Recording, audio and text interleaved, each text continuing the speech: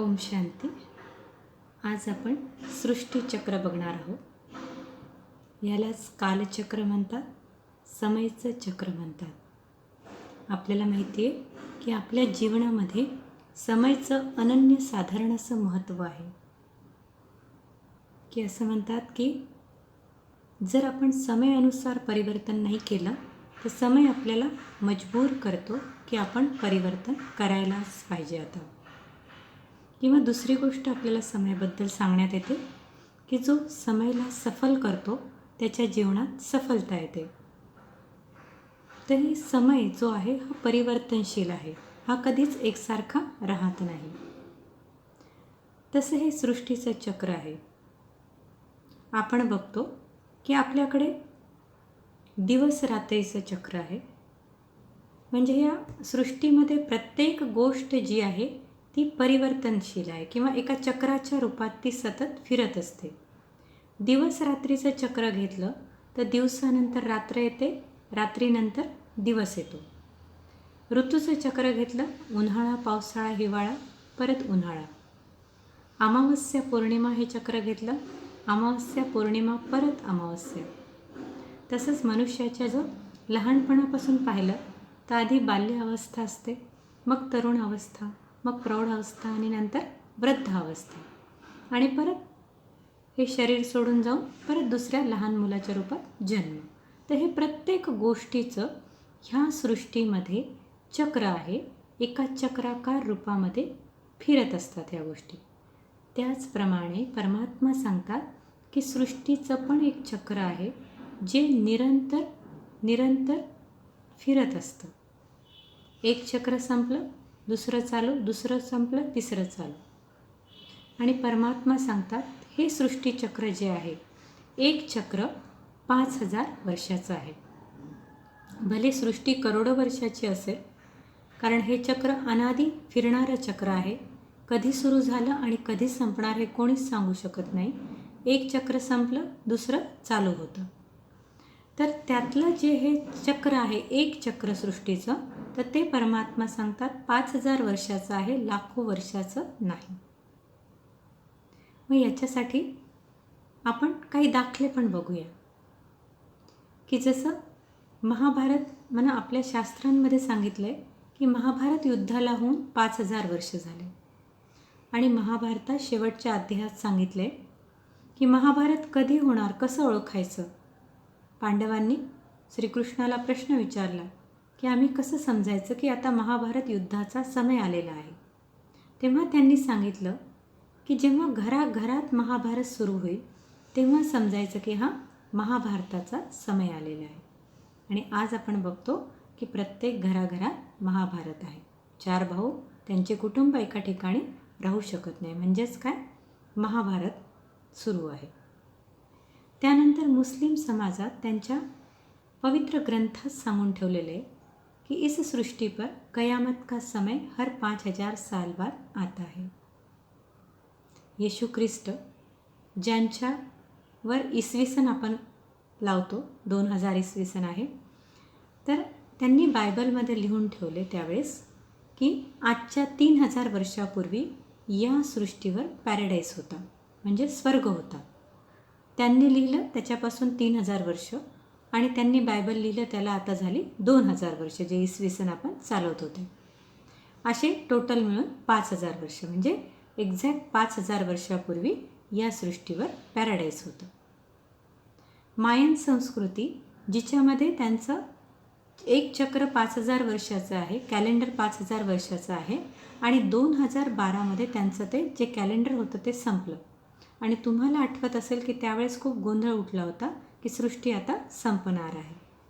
तर ओव्हरऑल त्यांच्यामध्ये पण सांगून ठेवले की हे एक चक्र 5000 वर्षाचं आहे. नॉस्ट्रोडॅमसच्या भविष्यवाणी पण सांगतात की आता हे परिवर्तन निश्चित आहे. आणि परमात्मा म्हणतात की हे चक्र 5000 वर्षाचं आहे, लाखो वर्षाचं नाही. त्याच्यानंतर हे जे सृष्टीचक्र आहे, हे सृष्टीचक्र आपण आपल्या घरामध्ये रोज काढतो. तुम्ही म्हणाल कसं, तर जे स्वस्तिका आपण काढतो देवाऱ्यासमोर, कशासाठी काढतो? तर तिला शुभ असं मानतो. पण ती का शुभ आहे हे आपल्याला माहितीच नाही. तर ह्या स्वस्तिकेमध्ये या सृष्टीचक्राचं संपूर्ण असं ज्ञान दडलेलं आहे, रहस्य दडलेलं आहे. आणि जेव्हा हे सृष्टीचक्राचं ज्ञान आपल्याला होतं तेव्हा आपल्या जीवनात ज्या काही गोष्टी घडतात त्या शुभ असतात, म्हणजे कल्याणकारी असतात याचं आपल्याला ज्ञान होतं. आज आपल्यासमोर एखादी घटना घडली तर आपले लगेच प्रश्न उठतात, हे का झालं, कसं झालं, माझ्यासोबतच का झालं. पण जेव्हा सृष्टीचक्राचं संपूर्ण ज्ञान आपल्याला होतं तेव्हा हे का, क्यों, कैसे हे प्रश्न जे असतात ते संपूर्णतः समाप्त होतं. म्हणून स्वस्तिका याचा अर्थच आहे की शुभ असते, की प्रत्येक घडी ही स्वस्तिकेची अर्थात सृष्टीचक्राची ही शुभ आहे, कल्याणकारी आहे. आणि त्याच्यामुळे प्रत्येक पूजेच्या आधी स्वस्तिक काढतात आणि त्याच्यावर कलशाची स्थापना करतात की आणि त्याच्यावर श्रीफळ ठेवतात की प्रत्येक शुभ घडीला ज्ञानयुक्त बुद्धीने म्हणजे कलशाने जे आपण कार्य सुरू करतो त्याचं फळ हे आपल्याला श्रेष्ठ म्हणजे श्रीफळ भेटतं. एक छोटीशी कहाणी सांगते, त्याच्यावरून तुमच्या लक्षात येईल की प्रत्येक घडी कशी शुभ आहे. अकबर आणि बिरबल यांची कहाणी आहे. एकदा अकबरला जंगलामध्ये शिकारीला जायची इच्छा झाली आणि ते जाण्याच्या गडबडीत असताना चाकूच्या याने त्याची करंगळी कापल्या गेली आणि त्याच्यातून अगदी रक्त भळभळा व्हायला लागलं. बिरबल त्या ठिकाणी होता. तो म्हणाला, जो हुआ अच्छा हुआ. त्याला खूप प्रचंड राग आला की माझं बोट कापले, रक्त वाहते आणि हा काय म्हणतो, जो हुआ अच्छा हुआ, हर बात में कल्याण है. त्यांनी सांगितलं त्याच्या सैनिकांना, याला जेलमध्ये घाला. त्याला घेऊन जाणार तेवढ्यात बिरबल परत म्हणतो, हर बात में कल्याण है, जो हुआ अच्छा हुआ. याला कळत नाही, ह्याला काय वेड लागलं का, जेलमध्ये घालतायत तरी हा म्हणतो कल्याण आहे. मग अकबर काही 2-4 शिपायांना घेऊन निघाला. जंगलाच्या मध्ये पोहोचल्यानंतर अचानक त्या ठिकाणी काही आदिवासी लोकांनी त्यांना घेराव घातला आणि त्यांना बंदी बनवलं. अकबरसोबत राजासोबत जे सैन्य होतं ते घाबरून माघारी पळून गेलं. एकटा अकबर सापडला. त्याला घेऊन ते त्यांच्या जे काही त्यांचं स्थळ होतं, मुख्य स्थळ, त्या ठिकाणी ते घेऊन गेले. अकबराने खूप सांगायचा प्रयत्न केला पण त्यांना ते काही कळत नव्हतं. त्या ठिकाणी गेले तर त्या ठिकाणी त्यांच्या एका मोठ्या पूजेची तयारी सुरू होती आणि नरबली देण्याची त्या ठिकाणी व्यवस्था चालू होती. अकबराला त्या ठिकाणी थांबवलं आणि त्यांची तयारी झाल्यानंतर त्यांचे जे मुख्य गुरु आहेत ते आले अकबराजवळ. त्यांनी त्यांचं निरीक्षण केलं आणि त्यांनी सांगितलं की देवीला हा बळी चालणार नाही. का? तर हा भंगलेला बळी आहे, त्यांच्या करंगळीला जखम झालेली आहे. त्यांनी असं सांगितल्याबरोबर सैनिकाने त्या अकबर राजाला सोडलं आणि दुसऱ्या नरबलीच्या शोधामध्ये ते निघाले. याचा जीव भांड्यात पडला. तात्काळ हा आपल्या राजधानीत आला, राजमहालात आला आणि पहिलं काम केलं, सैनिकांना सांगितलं की बिरबलाला तुम्ही घेऊन या. बिरबलाला घेऊन आले. राजा म्हणाला की बिरबल, तू म्हणाला होता माझी करंगळी कापल्यानंतर जो हुआ अच्छा हुआ, हर बात में कल्याण है. तर हे मला कळालं की आज जर माझी करंगळी कापली नसती तर माझा त्या ठिकाणी नरबली गेला असता. पण तुला जेलमध्ये टाकलं त्यात काय कल्याण होतं? हे कुठलं कल्याण आलं जेलमध्ये घालणं? तर बिरबल म्हणतं, महाराज तुम्ही जर विचार केला नीट तर तुमच्या लक्षात येईल की सगळं सैन्य तुम्हाला सोडून आलं शिपाई, पण मी जर तुमच्यासोबत असतो तर माझा जीव जाईपर्यंत मी तुम्हाला सोडलं नसतं. तुमच्यासोबत मलाही त्या ठिकाणी नेलं असतं आणि जेव्हा तुमचा बळी हा देवीला स्वीकार नव्हता, भंगलेला बळी, तेव्हा मी तर चांगला धडधाकट होतो ना, तर माझा बळी तर स्वीकार झाला असता. म्हणून मला जेलमध्ये घातलं, त्यातसुद्धा कल्याण सामावलेलं असतं. असंच आपलंही काहीसं आहे की प्रत्येक गोष्टीमागे कल्याण दडलेलं असतं, पण त्या क्षणी वर्तमान समय ते कल्याण आपल्या लक्षात येत नाही. पण ह्या सृष्टीचक्राचं जेव्हा ज्ञान होतं तेव्हा ह्या प्रत्येक गोष्टीतलं कल्याण आपल्याला समजायला लागतं. बाजूला हे चित्र दाखवलेलं आहे. या चित्रामध्ये एक स्वस्तिका दाखवलेली आहे. ह्या स्वस्तिकेमध्ये बघा, तुम्ही स्वस्तिका जर नीट बघितली तर ह्या स्वस्तिकेमध्ये 4 बाजू आहेत, है ना. चारही बाजू समान आहेत, प्रत्येक बाजू समान आहे आणि ती एका क्रमाने फिरते. स्वस्तिका कधी आपण उलटी सुलटी काढत नाही, एका क्रमाने काढावी लागते, नाही तर म्हणतात ती अशुभ आहे. का तर हे सृष्टीचक्र हे अशाच प्रकारे क्रमाने फिरत असतं. मग या ठिकाणी या स्वस्तिकेला जर तुम्ही बघितलं तर ह्याच्यामध्ये 4 भाग आहेत. 4 भाग एक एक युग दाखवतात. सतयुग, त्रेतायुग, द्वापरयुग आणि कलियुग असे 4 युग आहेत. प्रत्येक युग हे 1250 वर्षाचं. सतयुग 1250, त्रेतायुग 1250, त्यानंतर द्वापर 1250 आणि कलियुग 1250 असं टोटल पूर्ण चक्र, एक चक्र जे आहे ते 5000 वर्षाचं. मग कलियुग संपलं की परत सतयुगाला सुरुवात होणार. तर असं हे सृष्टीचक्र आहे. या ठिकाणी आपण पहिल्यांदी स्वस्तिकेची उजवी बाजू बघू. यामध्ये सगळ्यात वरचा जो भाग आहे, या ठिकाणी या भागाला आपण सतयुग म्हणतो, सत्याचं युग म्हणतो. म्हणजे ह्या काळामध्ये, सतयुगामध्ये या सृष्टीवर संपन्नता होती. देवी देवतांचं या ठिकाणी राज्य होतं. संपूर्ण आत्मअभिमानी स्थिती होती आणि दैवी गुणांनी संपन्न अशी ही आत्मे होते, म्हणून त्यांना देवता म्हणायचे. लक्ष्मीनारायणचं राज्य होतं. 150 वर्षाची आयुष्य मर्यादा होती. मनुष्य आत्मा तसेच प्रकृती दोन्ही पण सतोप्रधान होते. प्रकृतीचं अनुपम असं सौंदर्य या ठिकाणी होतं. हिरे, माणकं, जवाहरात भरपूर प्रमाणात, सगळीकडे सुवर्ण महाल, पुष्पक विमान फिरतायत. अतिशय सुंदर मनोरम अशी ही दुनिया होते, ज्यालाच स्वर्ग, जन्नत किंवा पॅराडाईज आपण म्हणतो. या ठिकाणी कुठेही रोगराई नाही. हे 1250 वर्षाचा कालखंड, अशी स्वर्णिम दुनिया.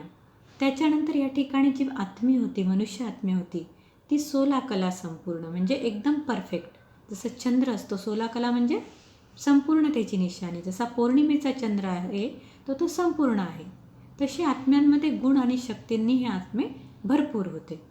16 कला संपूर्ण, सर्व गुण संपन्न, संपूर्ण निर्विकारी, मर्यादा पुरुषोत्तम अशी ही देव आत्मे होते, या ठिकाणी निवास करत होते. 1250 वर्षाचा काळ, ज्याला वर्णन केलेलं आहे सतयुग आणि त्रेतायुगाला दोन्ही मिळून, की भारताचं वर्णन काय केलं की जहाँ डाल डाल पर सोने की चिडिया करती बसेरा, वो भारत देश है मेरा. अशी सोन्याची चिडिया हा भारत देश या काळामध्ये होता. मग हे हळूहळू 1250 वर्षाचा काळ संपला आणि सृष्टीचक्र पुढील युगामध्ये त्यांनी प्रवेश केला. या ठिकाणी आपण बघतो त्रेतायुगाला या ठिकाणी सुरुवात झालेली आहे. त्रेतायुगामध्ये राम सीतेचं राज्य होतं. रामाची जर कहाणी पाहिली तर त्यांचे जे वंशज होते, पूर्वज जे होते, पूर्वज सूर्यवंशी तिलक लावायचे आणि रामाला काय म्हणतात, रामचंद्र कहे गये सियासी, म्हणून या ठिकाणी चंद्रवंशी घराणं सुरू झालं. सतयुगामध्ये लक्ष्मीनारायणचं सूर्यवंशी घराणं, त्रेतायुगामध्ये राम सीतेचं चंद्रवंशी घराणं. 16 कलापासून मनुष्य आत्मे जीवन मरणाच्या चक्रात येता येता 14 कला झाले, म्हणजे 2 कला जीवनामधल्या कमी झाल्या. अर्थात परफेक्शन थोडंसं कमी झालं, पवित्रता थोडीशी कमी झाली. तरी पण ही दुनियासुद्धा सतयुगाप्रमाणेच धनधान्यांनी संपन्न होती. सोनं, हिरे, माणकं, जवाहरात अमाप प्रमाणात होतं. सोन्याचे महाल, पुष्पक विमानं, धनधान्याची संपत्ता, भरपूर, प्रत्येकाकडे संपत्ती, अतिशय सुखाची दुनिया. या दुनियेमध्ये सतयुग आणि त्रेतायुग दुःख काय असतं हे माहितीच नाही मनुष्याला. संपूर्ण सुखाची दुनिया, संपूर्ण निर्विकारी दुनिया, अर्थात सर्व मनुष्य आत्मे आत्माभिमानी स्थितीमध्ये या ठिकाणी असतात. हे 2 युग अतिशय सुंदर स्वर्णिम दुनिया असते. संपूर्ण भारतावर ही स्वर्गाची दुनिया असते. त्याच्यानंतर हे चक्र असंच पुढे पुढे जातं आणि द्वापर युगाला प्रवेश होतो. जसं द्वापर युग म्हटलं की द्वापर हे नाव सांगतं की या ठिकाणी द्वैताचं राज्य सुरू झालं. जसं सतयुग त्रेतायुग एक राज्य, एक भाषा, एक धर्म, एक मताने चालणारं हे राज्य होतं. हे राज्य बदलून द्वापर युगामध्ये या ठिकाणी द्वैताचं राज्य या ठिकाणी सुरू झालं. जी आत्माभिमानी स्थिती होती, आत्म्याचं जे भान होतं ते हळूहळू संपत गेलं. द्वापरयुग सुरू झालं तसं, आणि देह अभिमानाला सुरुवात झाली. स्वतःला शरीर समजण्याला सुरुवात झाली. त्याचा परिणाम म्हणजे स्त्री पुरुष भान जागृत झालं आणि या ठिकाणी काम, क्रोध, लोभ, मोह, अहंकार या विकारांना या द्वापरपासून प्रवेशता झाली. द्वापरयुगापासून जसं आयुष्यामध्ये देह अभिमानामध्ये राहून कर्म व्हायला लागलं, प्रत्येक कर्माचं खातं बनायला लागलं. चांगल्या कर्माचं चांगलं खातं, वाईट कर्माचं वाईट खातं. याचा परिणाम थोडं थोडं दुःख जीवनात सुरुवात झाली. आणि दुःख सुरू झालं की परमेश्वराची आठवण येते. बुद्धी सतोप्रधान, त्यामुळे सुरुवातीला शिवाच्या मंदिराची स्थापना करण्यात आली आणि त्याच्यानंतर जसे जसे ज्याला साक्षात्कार होतील तसं तसं इतर देवी देवतांचं पूजन या ठिकाणी सुरू झालं. अर्थात भक्ती मार्गाला द्वापर युगापासून सुरुवात झाली. सतयुग त्रेतायुगमध्ये एक देवी देवता धर्म होता, तर द्वापर युगापासून मनुष्य आत्म्यांचे कर्म थोडे खालावत गेले. त्यांना योग्य दिशा दाखवण्यासाठी परमेश्वराचे दूत म्हणून एक एक धर्मसंस्थापक खाली उतरू लागले. पहिल्यांदा इस्लाम धर्माची स्थापना, मग बौद्ध धर्माची स्थापना, मग ख्रिश्चन धर्माची स्थापना, मग मुस्लिम धर्म, संन्यास धर्म, शीख धर्म, असे एक एक धर्म या ठिकाणी येऊ लागले. हळूहळू द्वापरयुग पण संपत गेले. त्या मानाने तरीही पृथ्वी सृष्टीची जी अवस्था होती ती त्या मानाने चांगली होती, रजोप्रधान होती. आणि नंतर या कलियुगाला सुरुवात झाली. जसं कलियुगाला सुरुवात झाली, मनुष्याची बुद्धी भ्रष्ट व्हायला सुरुवात झाली. कर्म भ्रष्ट झाले, धर्म भ्रष्ट झाले, पापाचार, अत्याचार वाढायला लागले. आणि जसं कलियुगाचा शेवट जवळ यायला लागला तसं सर्व गोष्टींची अति झाली. दुःख, रोगराई, चिंता, टेन्शन, जे काही वाईटातलं वाईट आहे, अत्याचार, पापाचार, राजकारण, जे काही वाईटातलं वाईट आहे या ठिकाणी, त्या सगळ्या गोष्टी कलियुगाच्या अंती झाल्या. या ठिकाणी सगळ्यात शेवटी येणारा धर्म शीख धर्म, 500 वर्ष बाकी असताना. त्याच्यानंतर इतर संत महात्मे आले, धर्म, मठ, पंथ त्यांचे स्थापन झाले, सत्संग सुरू झाले. एवढं सगळं करून पण मनुष्याची जी अधोगती होती ती काही थांबली नाही. अजून वाईटातल्या वाईट गोष्टी या ठिकाणी व्हायला लागल्या. प्रकृती पण तमोप्रधान बनली. मनुष्यांनी आपल्या स्वार्थासाठी तिचा गैरफायदा घेतला, तर ती पण चिडली आणि ती पण तमोप्रधान बनली. सगळ्या गोष्टी अवेळी व्हायला लागल्या आणि सगळी जी सृष्टीची घडी सतयुगामध्ये अतिशय सुंदर होती, सुबक होती, ती कलियुगाच्या अंती येता येता पूर्ण बिघडली. म्हणजे एखादं घर जे आहे सुरुवातीला नवीन असतं तर ते खूप सुंदर वाटतं. हळूहळू काही वर्ष जातात, काही दिवस जातात, 10 वर्ष, 20 वर्ष, 50 वर्ष, 100 वर्ष ते घर मोडकळीस यायला लागतं आणि मग काय करावं लागतं? आपल्याला दुसरं घर बांधून जावं लागतं, नाहीतर एखाद दिवशी ते घर पडायला होईल. त्याचप्रमाणे ही सृष्टी जी सतयुगामध्ये खूप चांगल्या रीतीने होती, सगळीकडे नीतिमत्ता, सत्यता होती, ती सृष्टी कलियुगाच्या अंती येता येता काय म्हणतात त्याला, खोट्याची दुनिया, असत्याची दुनिया, पापाचार, भ्रष्टाचार, अत्याचार, रोगराईची, दुःखाची दुनिया बनली.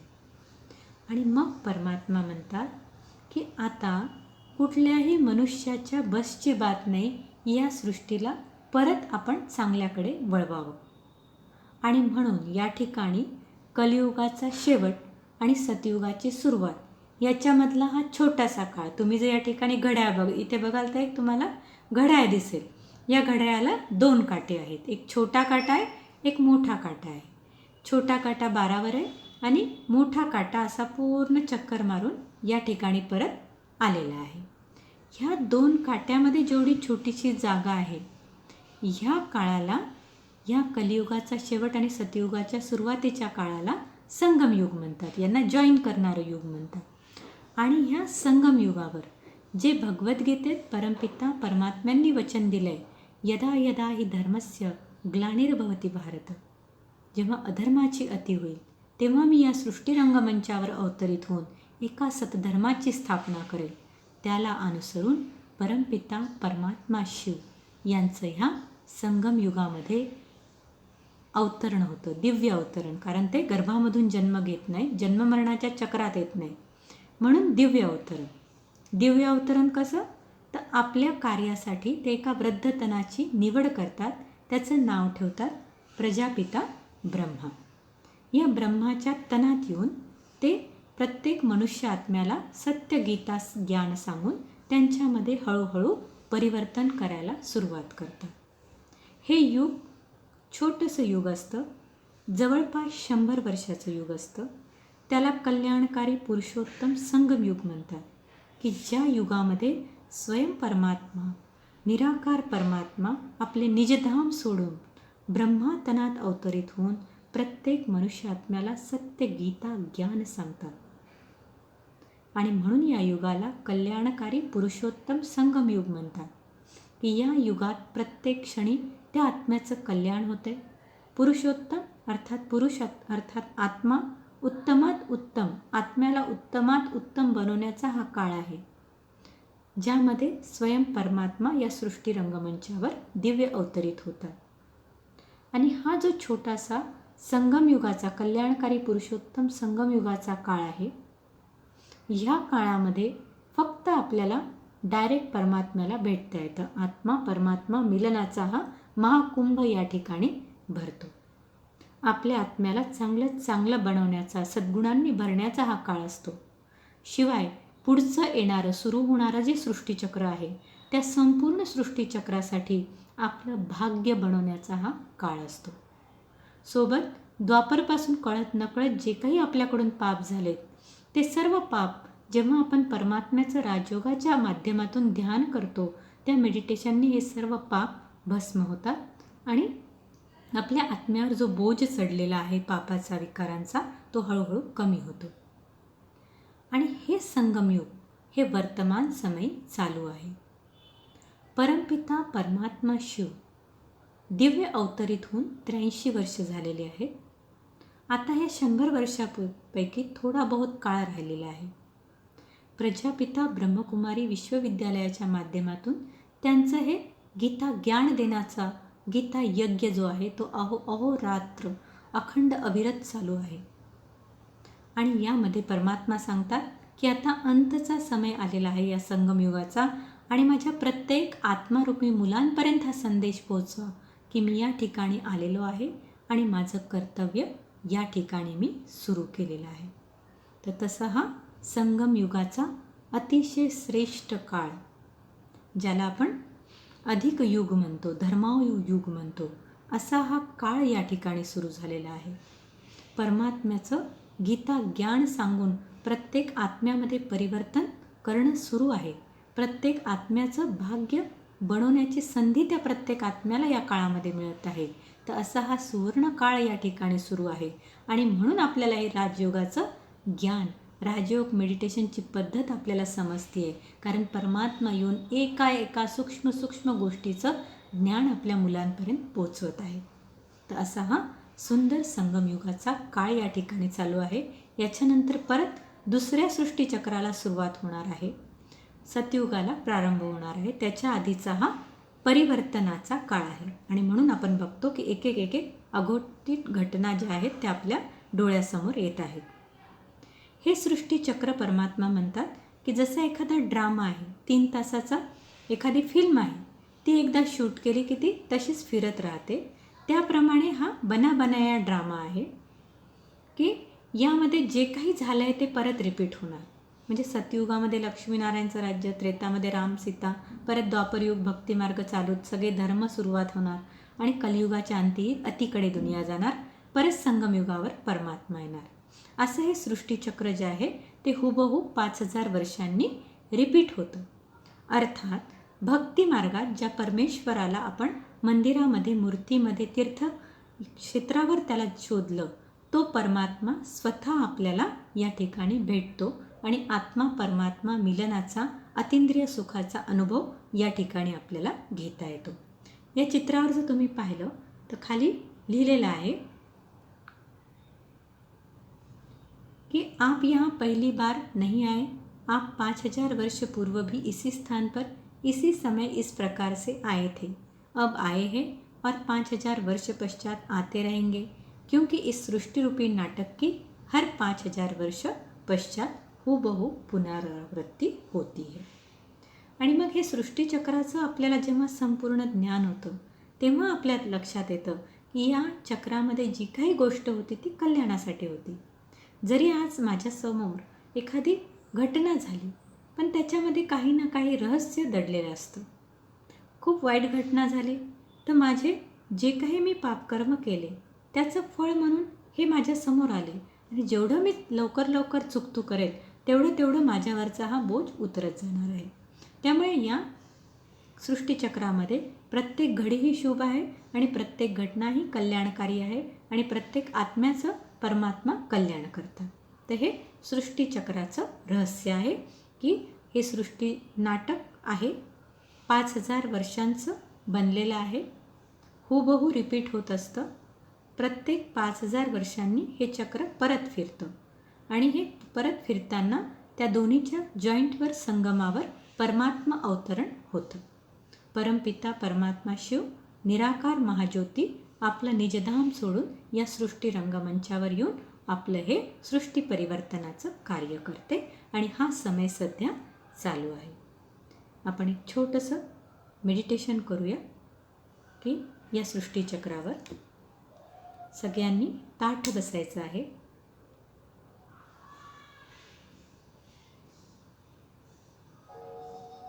ओम शांती.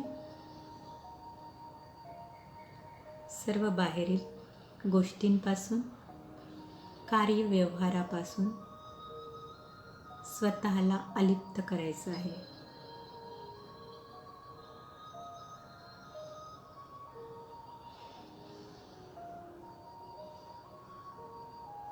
मनाला शांत होताना बघायचे.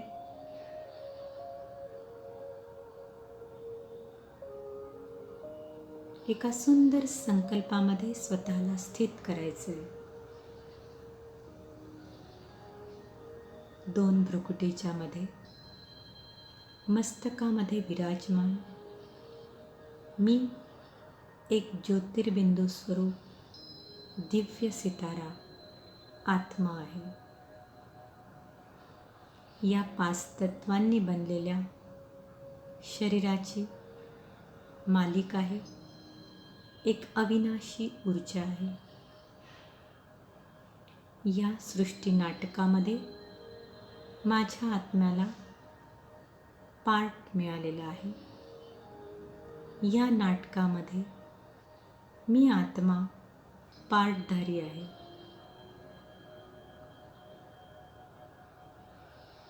आपल्या सगळ्या पार्टला बघायचं आहे. संपूर्ण सतोप्रधान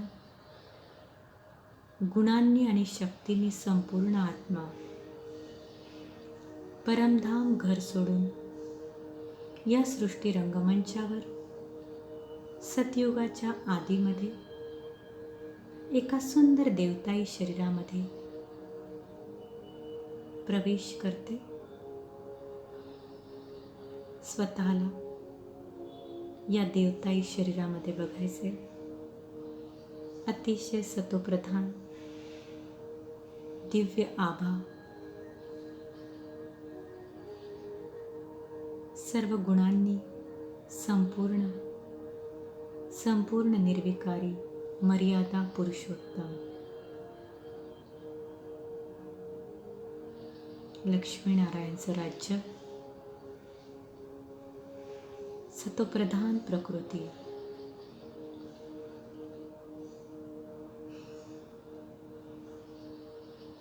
सगळीकडे सुख शांती आनंद प्रेम, धनधान्यांची संपन्नता, सुवर्ण हिरे माणके जवाहरात, सुवर्ण महाल, शेर आणि बकरी एका घाटावर पाणी पितात. इतकी सुंदर दुनिया. जागोजागी पुष्पक विमान. 1250 वर्ष संपूर्ण निरोगी अवस्थेत 150 वर्षाची आयुर्मर्यादा पूर्ण केल्यानंतर दुसऱ्या जन्मात प्रवेश. एक धर्म, एक राजा, एक भाषा. कुठलंही दुःख नाही, कुठलंही टेन्शन नाही. सत्ययुगाची 1250 वर्ष पूर्ण झाली. मी आत्मा हळूहळू त्रेतायुगामध्ये प्रवेश करते. राम सीतेचं राज्य. यथा राजा तथा प्रजा सुखी संपन्न.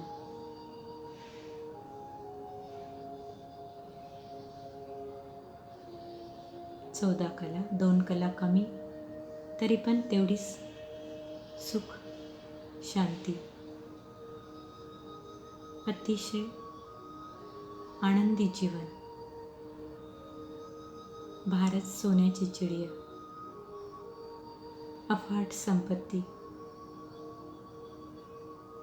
त्रेतायुगाचे 1250 वर्ष पूर्ण केल्यानंतर मी आत्मा द्वापर युगामध्ये प्रवेश करते. हळूहळू माझा देह अभिमान जागृत होतो. आत्म्याचा विसर पडायला लागतो. स्त्री पुरुष भान जागृत होतं. एकेका विकारांची जीवनामध्ये प्रवेशता होते. विकारांच्या अधीन होऊन देह अभिमानामध्ये कर्म केल्या जातात. त्या कर्माचं खातं बनायला सुरुवात होते. जीवनात थोडं थोडं दुःख येतं. मी पूज्य असलेली आत्मा आता पुजारी बनते. भक्ती मार्गाला प्रारंभ होतो. पहिले शिवाचे मंदिर, मग इतर देवी देवतांचे. एक एक धर्मसंस्थापक येऊन आपले आपले धर्म स्थापन करायला लागतात आणि द्वैताचं राज्य या ठिकाणी सुरू होतं. द्वापरयुगाचे 1250 वर्ष पूर्ण. मी आत्मा कलियुगामध्ये प्रवेश करते. कलह क्लेशाचं युग. जीवनातलं दुःख हळूहळू वाढायला लागतं. अशांती, टेन्शन हळूहळू वाढायला लागतं. कलियुग पुढे जातं. घोर कलियुगाला सुरुवात होते. सगळीकडे असत्यतेची दुनिया, अनियमितता, अनिश्चिंतता, पापाचार, भ्रष्टाचार, अत्याचार चरणसीमेवर. मनुष्य कशाचीही भीती बाळगत नाही. रोगराई प्रचंड प्रमाणात वाढते. प्रकृती अनियमित होत जाते. अकाली मृत्यू या ठिकाणी तांडव सुरू होतं. कोणाचा कधीही मृत्यू व्हायला लागतो. अनेक नवीन नवीन आजार दिसायला लागतात.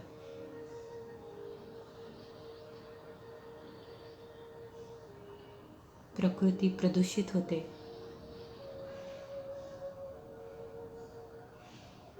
सगळ्या मनुष्य आत्म्यांची परमेश्वराला पुकार वाढत जाते. मंदिरं, तीर्थक्षेत्र भरभरून जायला लागतात.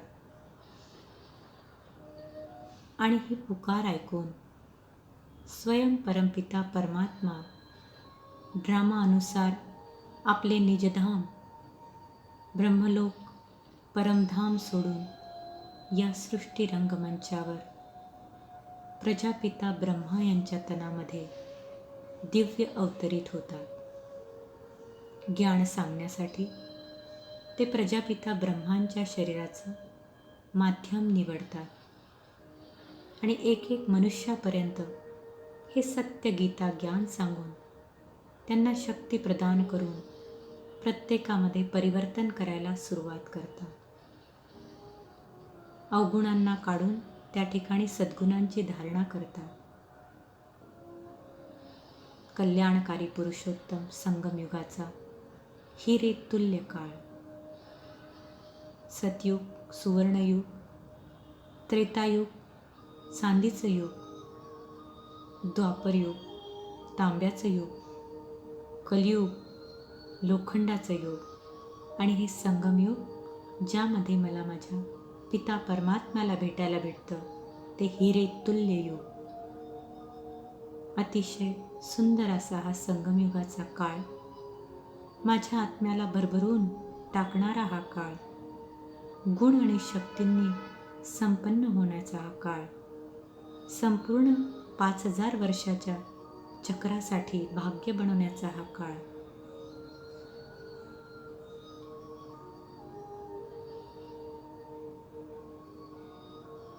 असा हा संगमयुगाचा काळ, परमात्मा मिलनाचा काळ.